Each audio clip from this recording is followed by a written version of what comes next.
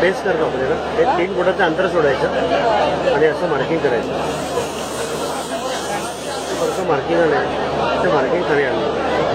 Marking यासाठी केलं आहे की या गोलाच्या आतमध्ये 3 रंग टाकायचे. पहिला रंग त्या मार्किंगवर टाकला.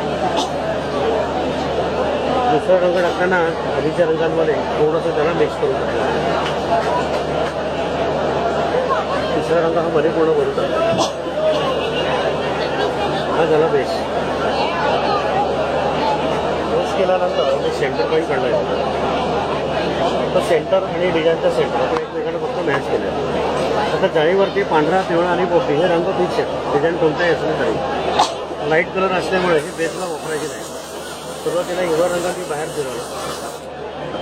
त्याच्याखाली पिवळा रंग आधीच्या रंगांमध्ये थोडंसं ओव्हरलॅप करून फिरवलं. तसंच पांढरा पण पिवळ्यामध्ये ओव्हरलॅप करून फिरवलं. आता शेवटी पिवळा रंग पांढऱ्यात मिक्स करायचा आणि डिझाईन हळूहळू हे पूर्ण करायचं. ठीक आहे. आता जे रंग आपण खाली टाकले होते ना त्या रंगांवरती सगळं डिझाईन हे तयार. ही पूर्ण प्रोसेस यात दिलेली आहे. रंग कोणते खाली टाकायचे कोणते